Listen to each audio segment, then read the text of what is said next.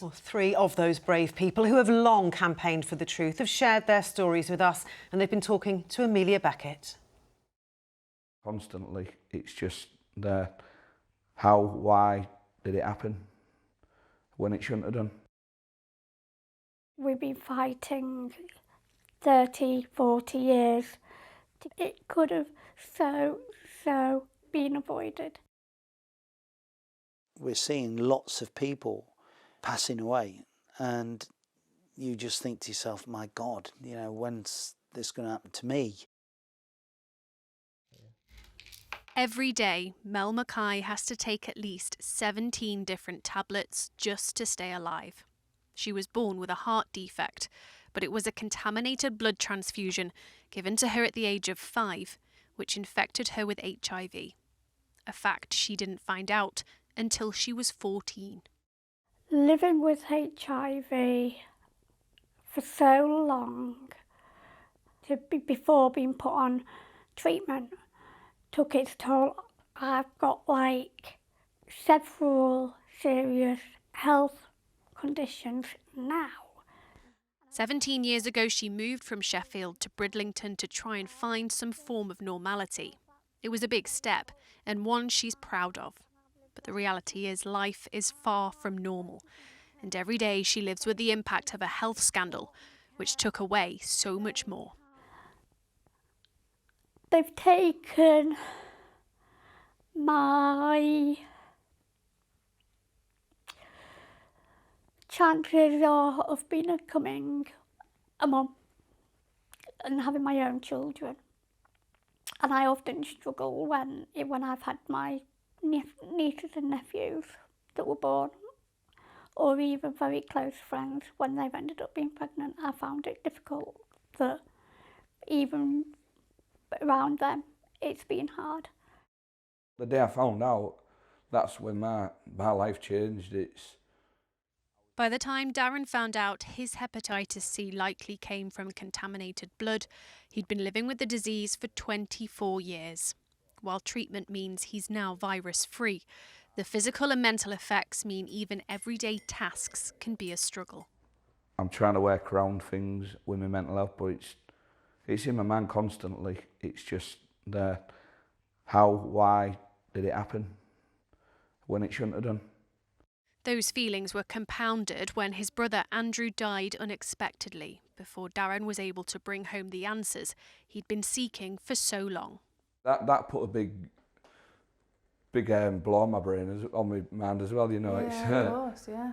Losing my brother, because he was like I say, he was my only brother, so. But yeah. One of the answers he'd been hoping for is why his hospital records disappeared. For Norman, he was only able to access his after going through a solicitor, originally told he had no right to see them. He only discovered he'd caught hepatitis C when he'd tried to donate blood. I had to have a liver biopsy to find out the health of my liver.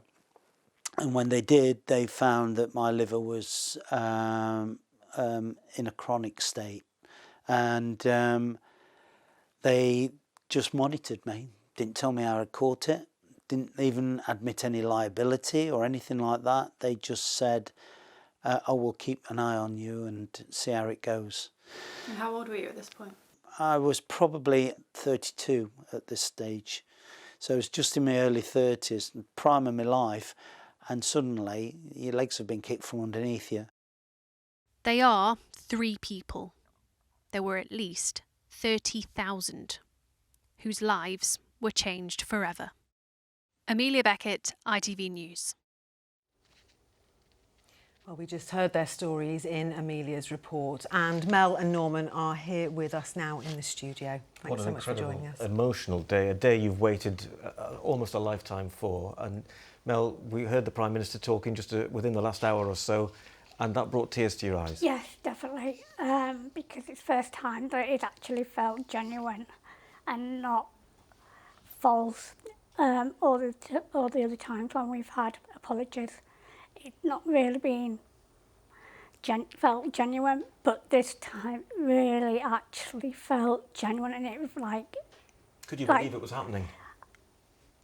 I was like, I couldn't, in a sense, I couldn't believe it, but in a sense, I knew it was happening because we've been waiting for so long, and today it's just been like justice is being deserved for finally. And Norman, for you, how does it feel to be vindicated? You've been telling the world this for so long. How do you feel today? Well, I've been working on this now for probably the best part of nearly 40 years. And of course, as Sir Brian said today, there's been a tremendous amount of literature, of records disappeared.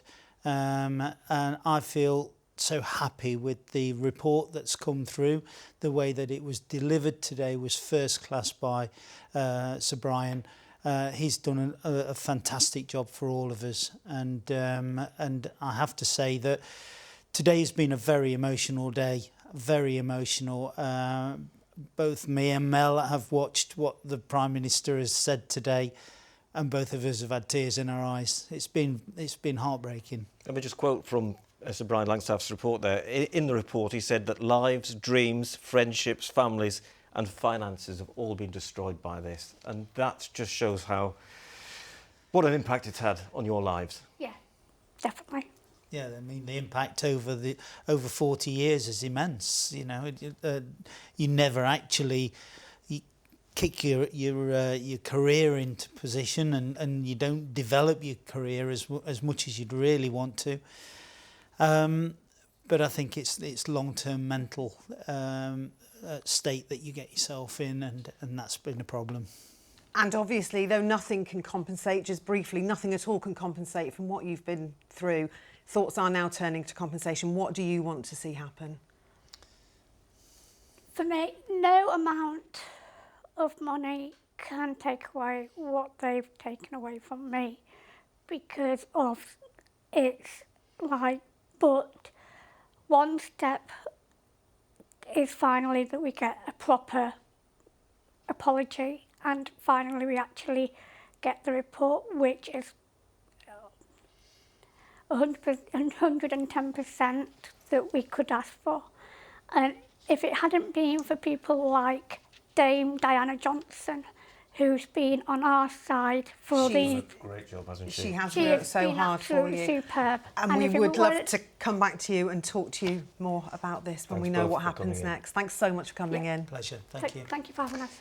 And of course, there's more on that story on our website. So go to itv.com/calendar to read more about it.